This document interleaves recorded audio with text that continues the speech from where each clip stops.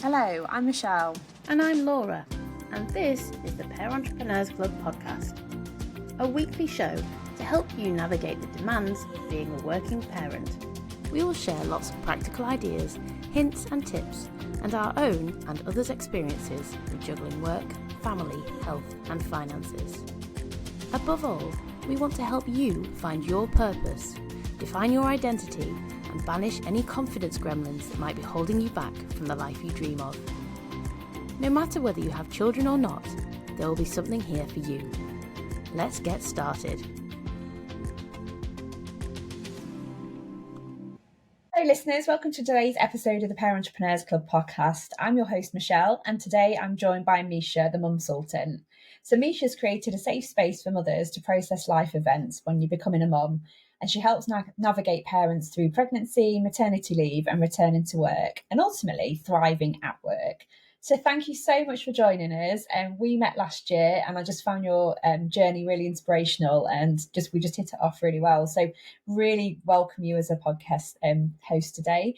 And really for our listeners, if it's okay, Misha, if you would just share your journey on the Mumsultant. Of course. Thank you so much for having me, Michelle. The Mumsultant is my baby. So I went through a difficult journey to becoming a mum. And throughout my maternity leave, I was on maternity leave during COVID. So I think my village actually became the virtual world of mums, blog posts. And after a while, I became this pool of knowledge and information. So I started the Mumsultant to help mums through their conception journey, when they were on maternity leave, how they could enjoy it, what to do, being guilt-free, where to find information. And naturally, as my journey progressed with looking to go back to work, I incorporated the returnship side of, the maternity journey, which has been really interesting because we all have a different story when it comes to motherhood. We have a different journey back into the workplace. So it's been an interesting time, and I'm currently working on building out a working families committee at my current employer at the moment, which has been super exciting, speaking to dads as well as mums, parental leave on both sides and the experiences there. So the Mumsultant in a nutshell is just your safe space, your community and your pocket coach on the life events that comes with parenthood. Absolutely, and there's lots of those. Yeah, it's just interesting you said it. Yeah, I've got two children. I have two very different experiences, one pre-COVID and one during COVID, and yeah, like you say, the community aspect was so different. And even my returns were different because I was doing different things. So how do you kind of encourage parents to take ownership of that parenthood journey? How do they kind of recognise that and get part of this positive environment that you create? Whenever I'm asked this question, I always feel like it sounds easier than it really is, but it's really taking the skills you've learned through motherhood or parenthood and looking at it in, smaller milestones and how it's transferable into the workplace. So I always remind mums, your leadership skills are second to your patience, skills, conflict management, and those things are key to the workplace too. It's just the person that's receiving it is a very different, smaller, and has temper tantrums. But if you on a daily basis at home, you can transfer that into the workplace. And I think with that, once you remember you can do this, you've got this, it becomes a little easier. And if your audience receives that well and you own that and you have that assertive side of you and that confidence, the second part I would say is asking for feedback, how it's going, how is that looking as the weeks progress when you're back at work and you're implementing parenting and your new identity, your dual identity in the workplace. Yeah, it's interesting. We myself and Laura did a piece the other week as a presentation, and we were saying that we wrote the list, all the skills that you acquire as a parent. I think we forget that, and particularly that prospect of going back to work is somewhat daunting because your identity massively shifts, doesn't it? You are a different person when you left. So how are you working with your organisation to educate that? Because we massively find that, parents are very kind of taking that ownership, but actually employers, and I hate to say it, some are better than others, but actually recognising that journey and recognising those different skills is different. So how are you doing that where you work at the moment? I think the first thing I pointed out was the need for a maternity buddy, but we're calling it parental leave buddy now.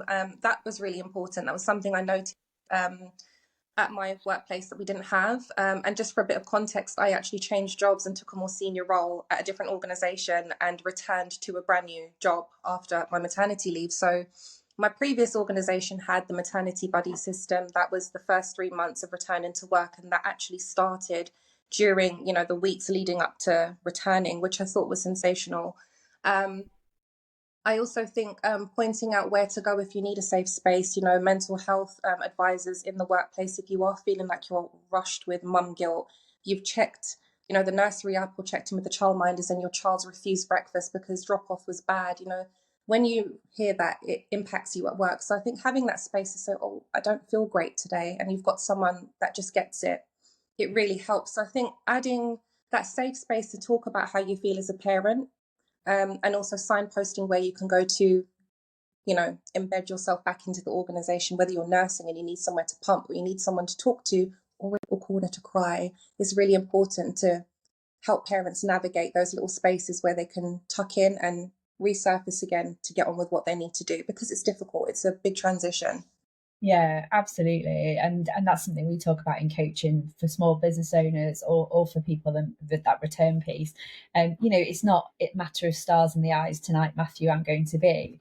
And obviously for you, changing jobs even more so. It's like you're coming back with this completely different identity, different skills, and completely different approach to how you deal with your career.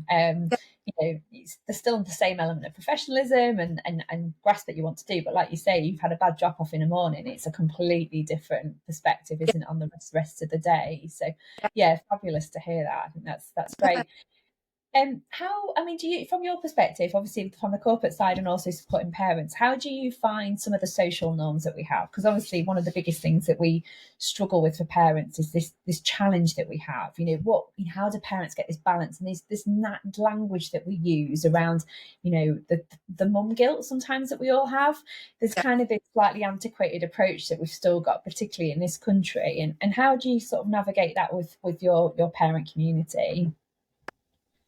That's a really funny one, because I think mum guilt evolves with the child's age as well. You feel guilty about different things at times, isn't it? But one thing I do encourage mums, and it's something that became a big self-talk piece for myself, was don't stay in it, don't lament too much. You talk about it, you have a trusted environment around you, your village, your support system. Talk about it, feel safe to speak about it, release it, and move along with your journey. Have things to look forward to, and feel present in your situation. It's okay that this morning didn't go well, this afternoon didn't go well, this evening's probably going to be manic. It's normal. I think accepting that it is normal and you don't have to be everything to everyone all the time is really important. We can't operate 100 in every single segment of our life. And that's a really important reminder that I've given to my Mumsultant community, as well as, the parents I work with. Yeah, absolutely. And how do you kind of get them to get that confidence and that assertiveness? Because like you say, a lot of it is the workplace can start to build some of this and give you a maternity coach and change the policies. But I guess a lot of it comes back to that voice and that confidence and that assertiveness to also ask. How do you kind of encourage that with your community? So this actually sounds very corporate.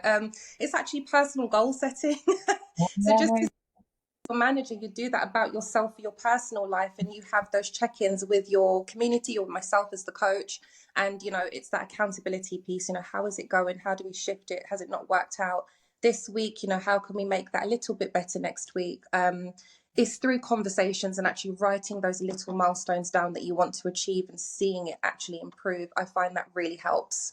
Yeah, absolutely. Yeah, we've just published a blog on the same thing, actually, what your goals are, and then aligning that back to your values. Because I think sometimes that, you might set out to say, I want to be home by this time, but actually the job and the corporate stuff pushes you to be there slightly later. And that wasn't your goal, and it's certainly not one of your values, but you're kind of going off piste every week. So that accountability of having a coach kind of keeps you back on track as well, doesn't it? It's really that space to enjoy honest motherhood in all aspects of motherhood and just feel like you're having a non-judgmental conversation. Most parents have no judgment. You can come in and say, this has been absolutely awful, bath time is terrible, screamed all night, and I've got a meeting first thing in the morning. And as long as you feel safe speaking to that person, it doesn't mean you're going to underperform that day or you're going to be an awful parent for the rest of the week. It's just get it out, let it go, and keep going. Absolutely. So obviously you see it from both perspectives because you're supporting your community, but obviously you've got this massive corporate role and doing massive things in that corporate atmosphere to change the family values, which is phenomenal. But in your experience, how has the perception of working mums evolved in that professional setting? It's an interesting one. So I'm quite lucky where my current employer and my last employer, they were very family friendly and actually found they pushed the development of working mums in particular through the DEI space, creating communities, partnering with the diversity project as well. So ensuring that how they treat parents coincides with the whole parental leave side of things, because it doesn't make sense to have a poor parental leave policy in place, but then you've got a wonderful warm welcome back to work. It has to really be a full picture. So I haven't actually experienced anything negative, but there's always space for improvement, if Yeah. completely honest. I think that's a really positive thing to say about the corporate world, with things like the diversity project and other consultants, offering training to these corporates. I think they really have woken up to treating parents better in the workplace. It retains talent, it increases productivity, and it allows parents to embed themselves into the organization in a better manner, and it makes them want to develop. Yeah, and do you find from the community, because certainly something I've witnessed, that actually if the professional element, that the corporate setting that they're working in isn't offering that and isn't aligning to their values for whatever reason, maybe they are seeing the part-time request as something we're not going to deal with, and actually that community sometimes make that shift themselves, don't they, and they vote with their feet. So they'll go back to that value proposition and think, well, actually I want to work for an employer that's got family policies. Yeah. So we sometimes find that, for us, actually it's when people pivot. I went back and I actually thought, this isn't going to work now, so I need to go and set up on my own. But like you say, like for you went back to a different employer, didn't you? So you ended up moving somewhere else. So it's, I guess sometimes it's that evolution that's happening, but we can't always tangibly say, is every business offering it in the modern fashion that we'd like to see, I guess. I think in a difficult place as well, where employers are starting to get fed up with the remote working or the hybrid model, and some of them are forcing people back. So outside of my Mumsultant community, I've had friends and peers, who have returned back to work and had to resign because they're no longer offering compressed hours, and they say no without any reason. I know that's about to change. I think there's some rules and legislation changing that. But I have heard about, seen it through other experiences. But mums are resilient. They think, okay, this isn't going to work. Let me find something that does. And we always do. Yeah, and it goes back to what you said. If you can be assertive enough to ask and push it and kind of demand it in a way, like you've gone obviously forward, you've gone to a new employer. There was some stuff that weren't there from the previous employer. You've taken that best practice and you've got the voice to change it, which I think is incredible. If we're not careful, we become slightly martyrs to it, don't we? And say, oh, we can't do this anymore, and we kind of accept it. And I think that's where the community strength comes through, doesn't it? If you can kind of talk to one another and say, well, we're getting this, and why are we not getting this? And these horror stories Exactly. I mean, you can be in your motherhood era, but don't forget your identity as well. What feeds your identity? Feel like, I'm still there. And I think that's really important. Yeah, absolutely. And I suppose some parents really struggle with that piece and that confidence piece, don't they, in that return. So is there any advice that you'd give parents that were maybe feeling slightly overwhelmed or isolated during that parenthood journey? This goes back to talking again. I think speak to your managers, stay in touch with your team where you can. And I know that's not always the easiest because some people don't have teams where they have that relationship. But the best possible thing I would say is, at a minimum, speak to your manager and make sure that your return works for you. Regardless of your relationship with your manager, you have to be transparent and speak up for yourself, because if you don't, no one else is going to, because they don't know. Lean in on your friends as well. Keep your finger on the pulse with your parenthood network as well, because if it doesn't work for you, someone can put in a good word for you. You could find something else. You find other employers that are offering the benefits that you are interested in and that works for your family. The power of speaking is really, really important when it comes to returning to work and asserting what you need and ensuring you've got healthy boundaries that allows you to operate within that work-life balance that you need as a working parent. So I always say, speak, talk up. You have to. Absolutely. Yeah. And a lot of that, I suppose, is preparation, isn't it? To really give Yeah, you the headspace to think about what is it I'm going to need, yeah. you know, without kind of letting it creep up on you and then being overwhelmed by what the manager's either saying or what the HR lead is saying we can or cannot accommodate. So yeah, sometimes having that sort of forward things. So is there anything else that you think workplaces can do to create that more inclusive environment? And obviously, you're championing it where you are at the moment, but is there any other stuff that's glaringly obvious for you that even as small business owners, because I certainly spoke to a friend the other day who runs a small business and they've got a couple of employees who are off at the moment, and I think sometimes we hear wrongly the language, oh well, we're just a small business and we can't accommodate X, Y and Z. So is there anything from your perspective that businesses can do to be a bit more inclusive? Absolutely, it's improving the culture. So, it's the DEI space. I'm passionate about diversity, equity, and inclusion. I've done panel discussions, sat on committees across London on improving equal rights, for women, all environments and communities, so they feel they can bring their whole selves to work. But I feel like sometimes parents fall through the cracks on that. We need more panel discussions, and it doesn't matter what size business you have or where you come from. Panel discussions, webinars, those spaces to have events, and parents come together, share information, speak.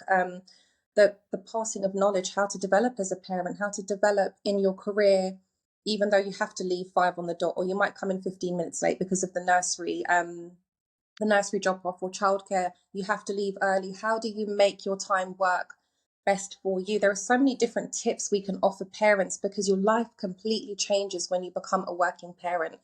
We all get the same 24 hours, but working parents, we have to find a way to make both lives work at the same time, and it's a difficult task. So I do feel like offering those events, offering those communities, those spaces, webinars, and environments where you can share that information and uplift parents is really, really important. We've done it in many other segments of diversity, equity, and inclusion, but I haven't seen the same energy for parents in the workplace, and that's regardless of the size of organisation.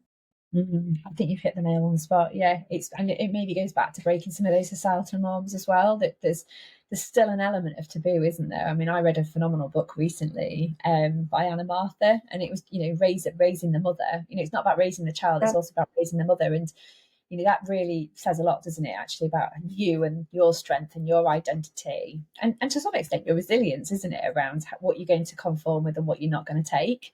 yeah, So I think what you're doing is incredible, and the community element of it is amazing.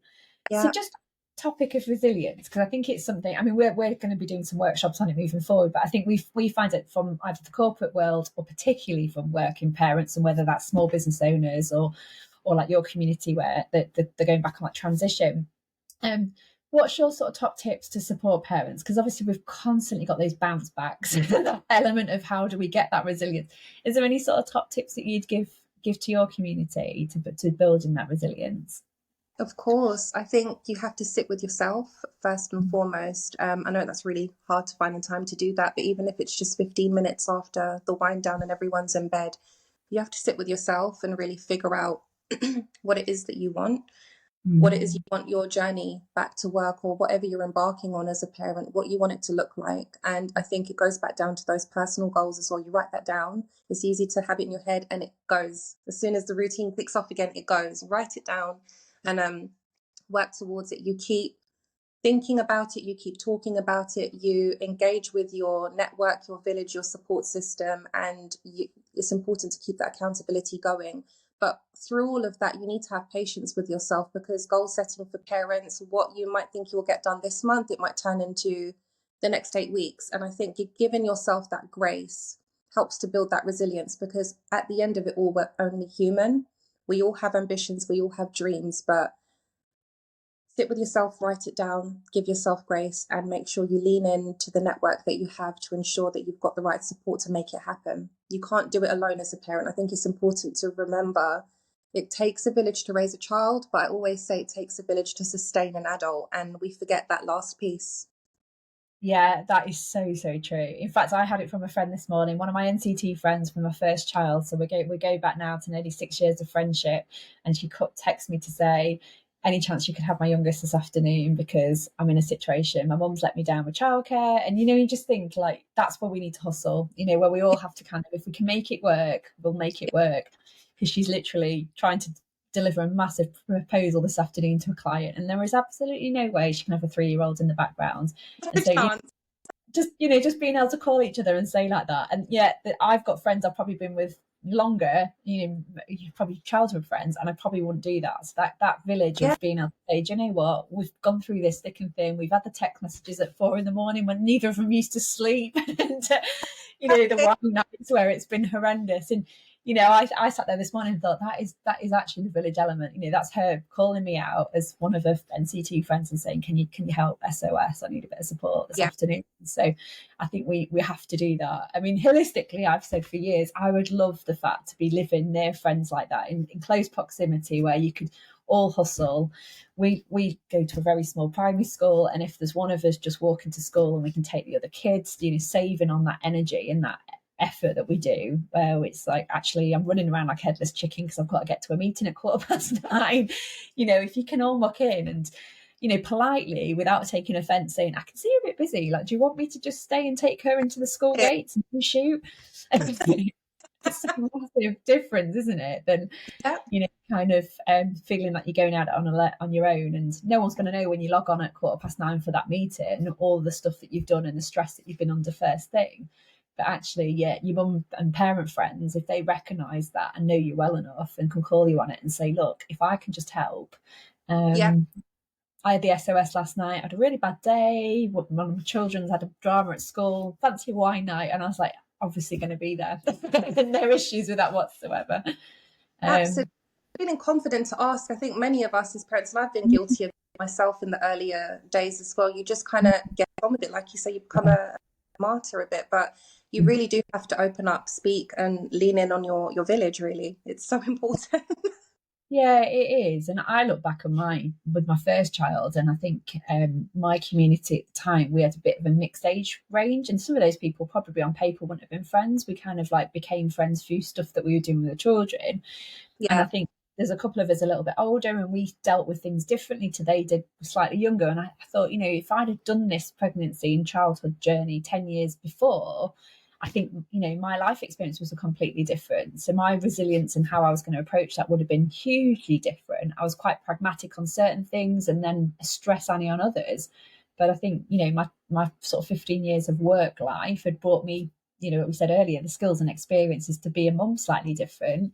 And then my year of maternity going back, I took very different skills and experiences back into the workplace as well. Yeah, definitely. I think with that, just my last thing on resilience there as well, and I don't know if this is something many other parents think about, but I certainly do.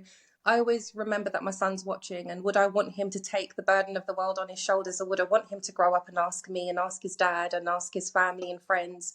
And they have to see it to be it in many aspects. So I always try to lead by example in that respect and getting that support, because I'd want my son to grow up and feel like he's got that support around him too. Yeah, 100%. And I think I was having this conversation with a friend actually this morning about something that had gone on with her 5-year-old. And, I said, you've just got to deal with it how you think you want them to be raising, how they're going to deal with it as an adult. So the advice you give now is, you might want to tell them to go and tell a teacher, and you might want to tell them to retaliate. But is that the advice that you would give if you were dealing with that same situation? Even as a 30-something-year-old adult, it's how you build that resilience in those children now is how you are as a parent, isn't it, as well? And there's certainly no handbook for it. I think every day I wake up and think this is so much harder than some of the decisions you make in a work environment. It's definitely no scriptures there. No. And I think that's what's so unique, isn't it? Everybody's parenthood journey, never mind when they're transitioning back into work, because no two individuals are going to have the same parenting journey and the same return to work.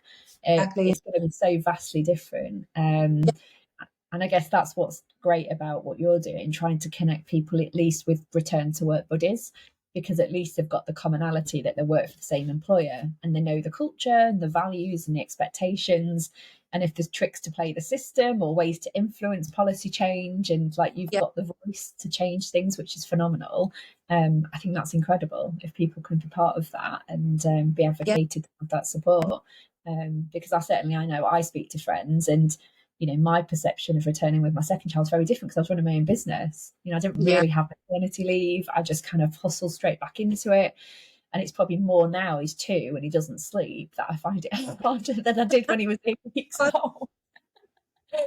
It's just more, it's more challenging for me actually to get that balance and to get that kind of divorcement between family life and work life the days he's around at 2 than when he was a baby, because it was just easy to kind of pick up the laptop and do stuff when he was asleep. But if I'd have gone back to a corporate world, you have to really have clear boundaries, don't you, between the two. 100%. Boundaries are so important, and this is why I say for every mother's story, there's no 2 stories that's the same, but it's important we share that information and be there for each other. Yeah, absolutely. Yeah, no, it's been incredible. So is there any other things that you would suggest? How do people get involved in your community? How can we get people signed up to join in your village? So I have a website. You can subscribe. I'm about to launch a podcast very soon at this point this year, talking about, different aspects of motherhood. I'll be having hosts as well. I've got blog, TikTok. You can engage with me through my social media platforms or signing up through my website as well. And if you're pregnant and you sign up to my website, you get a discount with Window to the Womb as well. So you can meet your baby and start to connect. And there's little things coming throughout the year with the Mumsultant. But social media platforms and my website, reach out, join the community. And then from the corporate side, because obviously you are absolute powerhouse in what you're doing on the corporate world, but obviously there'll be some people in some situations who listen to this and think, how can I get that voice and influence my employer? Have you got any kind of top tips for them, or can they reach out to you to get some advice or guidance or any? 100%. It's that space of coaching where I'll look at their motherhood journeys, what they've learned through it, put it down on paper and actually show them where it's transferable. And, even role play is really important as well, like rehearsing what you're going to say, how you're going to stand, the power posing. I love to power dress whenever I feel like I've got something really important to say. I wear a really bright colour, as you can tell. But you feel good, and it puts you in the right, and it makes you put your best foot forward, and you take it forward, you assert yourself. So it comes with many different aspects of your personality, which I will work on through those sessions, and practice together and speak on it and put it out there.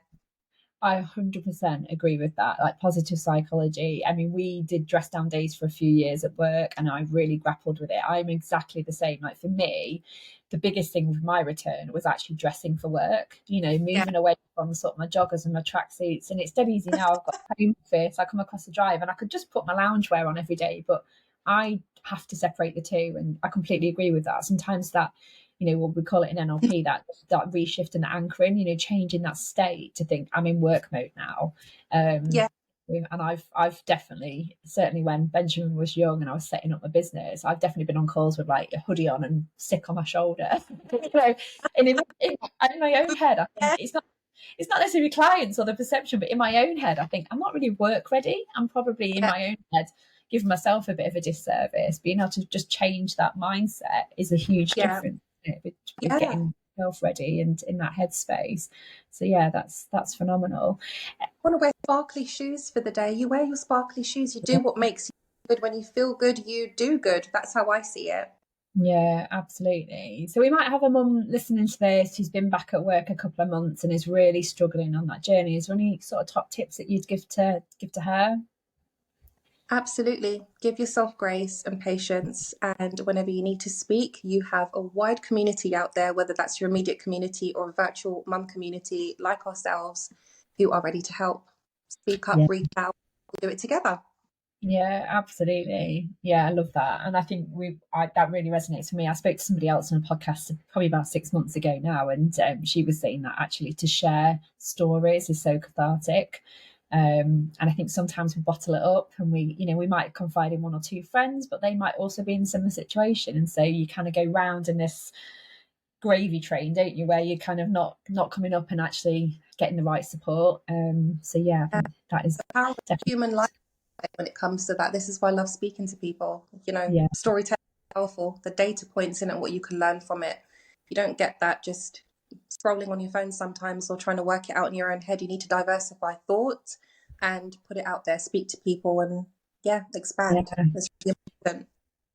Are there any great podcasts or books that you'd recommend to the listeners as well? Oh, off the top of my head, I love Made for Mums. There's at the podcast as well. I think it is the podcast. I've Yeah, not listened to it in a while, but they were so uplifted on the way into work. And Mums Now, I used to love reading the blog posts and what the mums used to offer there as well. And TikTok, I love TikTok. You search any topic, it's become my preferred search engine, to be honest. You just get those bite-sized videos and mums talking about honest motherhood, real life, and what they're going through, and every bit of their lives that embeds their motherhood journey.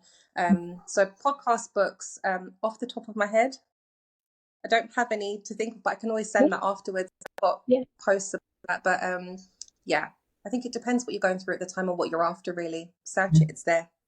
yeah. So for you, kind of getting into that headspace, sometimes just putting a podcast on the way to work, that helps. Have you got any other ways you kind of re-energize and get ready for work?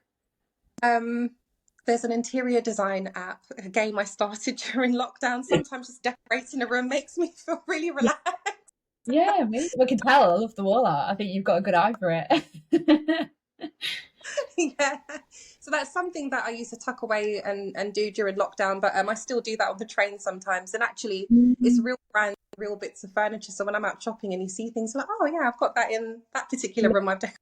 But yeah, that is my little secret wind down. Yeah, I think we've all got to have it, haven't we? I certainly, that's my 2024 goal, to kind of get a bit more of that wind down and that identity back. I Yeah, feel the last 2 years, I think between my first and my second, you probably just kind of like drift a little bit. And then having had my second and he's now just turned 2, I'm like, so what's 2024 mean for me now? Like, how am I going to get that wind down back a bit? And yeah, like you say, getting into work and getting in that right headspace. I think I literally walk across the drive and into the office, and I don't always get myself into that mindset. Like this morning, put the radio on, had some tunes blasting out, and that helps. But it's certainly just a short fix, not necessarily something longer. So yeah, amazing. Well, thank you so much. It's been an absolute pleasure to have you on. Really enjoyed it. We will share your link to your website and all your social media handles in our post. But yeah, please go and check out Misha's website. Some incredible resources on there. And we look forward to listening to your podcast in the future. Thanks very much. Speak to you soon, Michelle. And thank you guys so much for having me. It's been a pleasure. It's been great. Thanks, Misha. Thank you for listening. We hope you enjoyed it. We rely heavily on word of mouth, so if you found value in this episode, please hit subscribe and share it with family and friends.